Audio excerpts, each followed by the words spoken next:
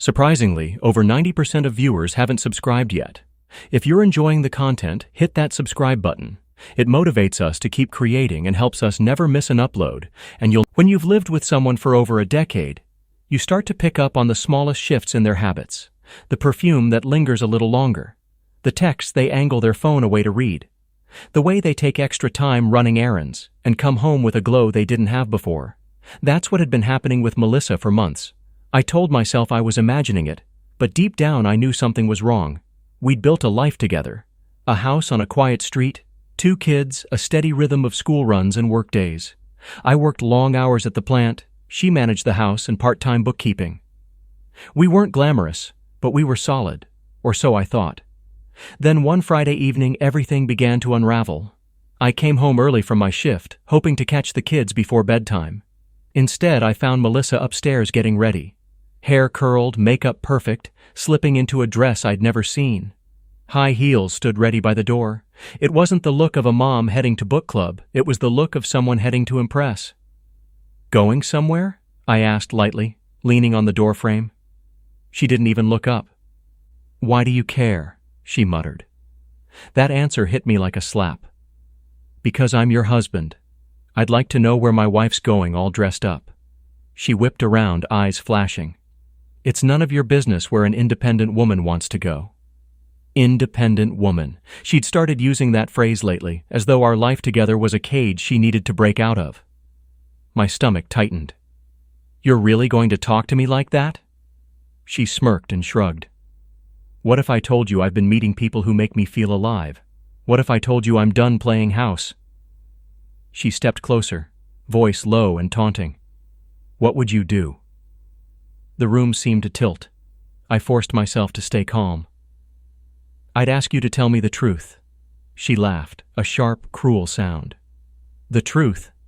The truth is you've been boring for years. You're predictable. Some nights I want excitement. And maybe, just maybe, tonight is one of those nights." Her words were meant to wound, but they also confirmed what my gut had been screaming. She wasn't just flirting with the idea of cheating. She was already deep into it. I took a breath, steadying myself. "Then tell me who he is." She tilted her head, studying me. "Why should I? You'll just yell or beg. Neither's attractive." I felt an odd calm settle over me. Yelling or begging wouldn't change anything. Instead, a plan that had been forming in the back of my mind clicked into place. For weeks I'd been gathering bits of information, phone records, credit card statements, messages she'd left open by mistake. And I'd quietly reached out to someone who could confirm what was really going on. I pulled my phone from my pocket and opened the call log. "I'm not going to yell," I said. "I'm not going to beg. I'm just going to make a call." She rolled her eyes. "Oh, please. Who are you going to call? Your buddies at work?" I pressed dial. The line rang once, twice, then picked up. I didn't speak. I simply held the phone out to her. "Here," I said softly. "Talk." Her brows knit. "What are you doing?" She put the phone to her ear. For a heartbeat she looked annoyed. Then her expression changed. Her eyes went wide. Color drained from her face. I watched her shoulders slump as a voice on the other end began to speak. Calm, professional, and unmistakably authoritative. This wasn't a friend or a colleague. This was someone who had been watching, documenting, and was ready to expose. She whispered something I couldn't hear. Then she lowered the phone, hands trembling. How did you—" I didn't answer. I simply took the phone back and ended the call. "Everything," I said quietly, "became clear after that." Melissa sank onto the edge of the bed, staring at me like she'd never seen me before. "You set me up." "I protected myself," I corrected, "and our children." That night, I didn't shout, I didn't throw her out, and I didn't do anything dramatic. Instead, I tucked the kids into bed, cleaned up the kitchen, and let her sit in silence. She tried to talk. I said I'd speak to her in the morning. Inside, my heart was pounding, not from anger, but from the certainty that my life had just changed. In the days that followed, her composure cracked. She learned that the person on the other end of the phone had evidence of her activities, times, places, even the names she'd tried to keep secret. She went from defiant to defensive, from defensive to pleading. I stayed calm. My priority was the children and my own stability, not her excuses. Meanwhile, I began to quietly shift things. I opened a separate bank account. I changed the locks on our joint credit cards. I met with a lawyer recommended by a friend at work. We talked about custody, about assets, about how to document everything without causing a scene. The lawyer said I'd already done half the work by keeping records and not exploding. Melissa still tried to act as though she had the upper hand. She would leave at night, come back at dawn, sometimes not come back at all. But every time she walked out, I logged it. Every time she posted on social media, I saved it. Slowly, a file grew. Dates, screenshots, bank withdrawals. Then one evening, she came home to find the kids at my mother's house, the joint credit card deactivated and her belongings neatly packed in boxes in the garage. On top of the boxes lay a folder with a legal notice inside. She stared at it, then at me. "You're serious," she whispered. I nodded. "I'm done." She opened the folder, read the first page, and her hands began to shake. "You're divorcing me." "I'm protecting our kids," I said again. "And myself." For the first time since that night, she'd mocked me about being an independent woman. She didn't have a comeback. She sank onto the steps, head in her hands. I went to my room, closed the door, and exhaled slowly. The quiet was deafening, but it felt like the first real peace I'd had in months. When I stepped back into the living room, the air between us felt like it could snap. She stood there frozen, her dress still perfectly pressed, her makeup flawless, but her confidence had cracked. The phone in her hand trembled slightly as she listened to the voice on the other line. It was a voice she knew, one she didn't expect to hear at that moment. I had been planning this for weeks, maybe months, and now everything I suspected was spilling out without me having to shout, without me having to beg for honesty. She lowered the phone, her eyes darting everywhere but mine. For the first time in years, she looked small, vulnerable, like the woman I once knew, before she built these walls of arrogance and secrecy. I said nothing. I didn't have to. I simply gestured for her to sit down. She hesitated, then sat on the edge of the couch, clutching the phone like a lifeline. "Do you want to explain?" I asked quietly, "or should I let him do it?" Her lips parted, but no words came. On the other end of the call, the man, her so-called friend, kept saying her name, trying to get her to answer. I finally took the phone back and ended the call. The silence that followed was louder than any screaming match we'd ever had. "I told you," she whispered, as if trying to convince herself. "I told you, I needed freedom." "Freedom doesn't mean deception," I replied. My voice was calm, almost too calm. "Freedom doesn't mean sneaking around and turning our marriage into a joke." She dropped her gaze. Her hands fidgeted in her lap. For the first time, she had no comeback, no sharp retort, no defiance. I walked to the window and stared out at the streetlights, giving myself a moment to breathe. I could feel my heart pounding, but I wouldn't let her see it. This was my moment to stay steady, to be the opposite of the chaos she'd brought into our home.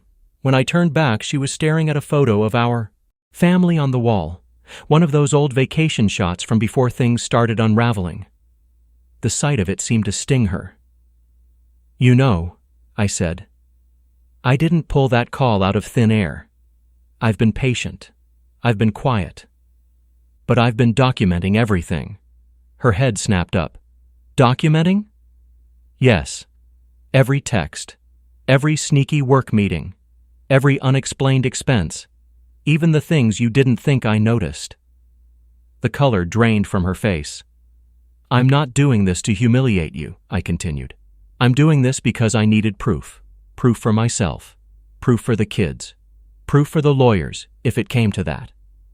She swallowed hard, her voice barely a whisper. "You wouldn't—" "I would," I said. "But only because you forced me to." She leaned back against the couch, her hands covering her face. I could hear her breathing unevenly, like someone who'd just run a race. All that bravado she'd shown earlier had evaporated, leaving a person I barely recognized. "I thought—" she started, then stopped. "I thought you wouldn't care. I thought you wouldn't fight for me. I thought you'd just let me go." I shook my head. I wasn't fighting for you, I said. I was fighting for the truth, for our kids, for myself. The clock ticked on the wall, each second heavier than the last. Finally, she dropped her hands and stared at me, eyes glassy. So what now? Are you going to throw me out, call a lawyer, post everything online? No, I said, not yet. She blinked. Then what? You're going to tell me everything, I replied. Right here, right now. No more games, no more stories, no more pretending to be someone you're not. And for the first time since this entire nightmare began, she broke. The tears she had been holding back finally came. She told me everything. The messages, the secret meetings, the fantasies she'd been chasing because she felt trapped and invisible. She confessed to things I'd suspected but couldn't prove. She admitted she'd been reckless, craving excitement, thinking she'd never be caught. I sat there, listening, not interrupting. The part of me that once would have been furious had burned out weeks ago. Now there was only a cold, steady resolve. When she finished, she looked at me like a prisoner waiting for a sentence. I don't know why I did it, she whispered. I thought I was proving something to myself, but all I proved was that I'm not the person I thought I was. I nodded slowly. And now you're seeing the consequences, I said. She wiped her eyes, smudging her makeup. Please don't take the kids from me. Don't ruin me. I took a deep breath. You ruined yourself, I said, my voice still calm but firm. I'm not here to ruin you. I'm here to protect what matters, and that starts with the truth. She looked down at her hands, which were still trembling. I stood up. I've already called someone, I said.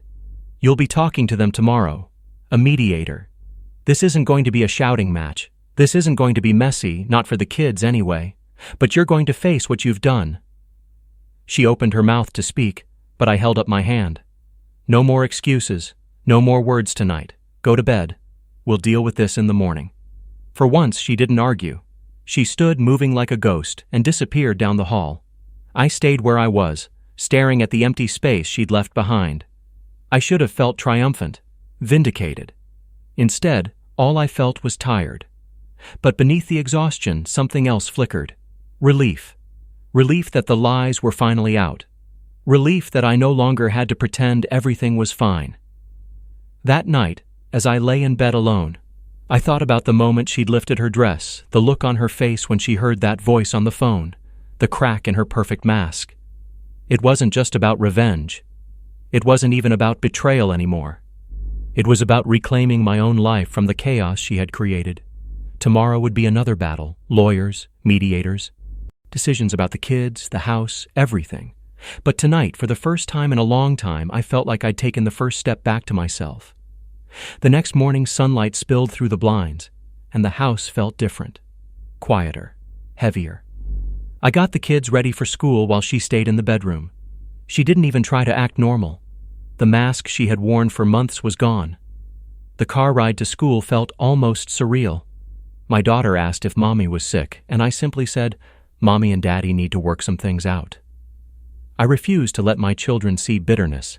They deserved stability, even if everything else was falling apart. When I came back home, she was at the kitchen table staring at a cold cup of coffee. Her makeup was gone, her hair unstyled. She looked like a stranger who had lost her way. The defiance from the night before was gone. She didn't even lift her eyes when I walked in. I made an appointment, I said, putting my phone on the table. We'll meet with the mediator tomorrow morning. After that, we'll talk about custody and everything else. She nodded slowly. I understand, she whispered. No fight, no drama, just resignation. For weeks we went through the motions, school runs, work, paperwork. While she crumbled quietly, I rebuilt. I reached out to friends I had neglected, updated my resume, and found a better position at work. I began taking the kids to the park on weekends, cooking with them, laughing with them. They started to see me as more than just the tired dad who came home late. They started to see me as steady. Meanwhile, she drifted. Her independence vanished the moment the truth came out. Her secret companions melted away when they realized there was no excitement left, only consequences. She moved out to a small apartment after the mediator finalized temporary arrangements. She promised the kids she'd visit, but the visits grew fewer. Sometimes she'd show up looking exhausted. Other times she'd cancel at the last minute. She was discovering that chasing thrills leaves you empty when the music stops. One evening, months later, I was helping our son with homework when the doorbell rang. She was on the porch holding a small suitcase. The confident woman who once told me it was none of my business where she went was gone. In her place stood someone pale, trembling, and lost. "I lost my job," she said quietly. "They cut me off. And I can't pay rent anymore. Can we talk?" I told our son to go to his room and close the door. When I stepped outside with her, the night air felt crisp. "Talk about what?" I asked, keeping my voice even. "About coming back," she said. "About making things right. For the kids. For us." I studied her for a long moment. "You're not talking about the kids," I said. "You're talking about yourself." Tears welled in her eyes. "I made a mistake," she whispered. "I lost everything. Please, I'll do anything." I leaned against the railing, letting the silence stretch between us. All the nights I had lain awake replaying her words, all the humiliation I had swallowed, all the effort I had put into protecting our children while she chased her fantasies. It all led to this moment. The old me would have lashed out or gloated, but that wasn't who I was anymore. "You didn't just leave me," I said quietly. "You left our children. You left your responsibilities. And now you want to walk back in because it's convenient." Her shoulders shook. "I'm begging you," she said. "I don't have anywhere else to go." I took a deep breath. "I'm not going to scream. I'm not going to post anything online. But you are not coming back here, not like this. The kids need stability. I need peace. You chose your path. Now you have to walk it." She blinked, stunned. "You're really going to turn me away?" she asked. "After everything we've been through?" "I'm not turning you away," I said. "I'm protecting what's left. You're welcome to be their mother. You're welcome to visit. You're welcome to rebuild your life, but you're not welcome to drag us back into the chaos you created." Her lips trembled. "I thought you'd always take me back," she whispered. "I thought no matter what I did, you'd be there." "That's the problem," I said softly. "You counted on me never changing. But I have." She stared at me for a long time, as if searching for some trace of the man she had left behind. But all she found was someone she couldn't manipulate anymore. Someone who had learned to stand up quietly and let the truth speak for itself. Finally, she picked up her suitcase. "I don't know where to go," she murmured. "You'll figure it out," I said. "You're independent, remember?" The words hung in the air like a verdict. She turned and walked down the path, disappearing into the night. I didn't watch her go. I closed the door gently, went to my children's room, and read them a story until they fell asleep. That night, as I sat alone in the living room, I realized I didn't feel bitter. I didn't even feel triumphant. I felt free. Free from the lies, the second-guessing, the weight of trying to hold a crumbling marriage together by myself. Free to build a home where my kids could grow without drama. Free to look in the mirror and recognize the man staring back. Weeks later, she sent me a message. "I'm trying to get help," it read. "I'm sorry." I wished her well but kept my boundary firm. I arranged visits for the kids but didn't invite her back into my home. I didn't need revenge anymore. The truth had done that work for me. And that's what I told her when she begged again. "You made your choices," I said over the phone. "I made mine. The difference is I'm keeping mine." She was silent for a moment. Then, voice shaking, she said, "I never thought I'd lose you." "You didn't lose me," I said. "You let me go." There was nothing more to say. When I hung up, I felt a quiet sense of closure. Not the explosive revenge she might have imagined, but something deeper. The calm knowledge that I had rebuilt my life without her and without hate. In the end, that was the real punishment. Not shouting, not lawsuits, not public shaming, just living well, just moving on, just refusing to let her chaos define me any longer.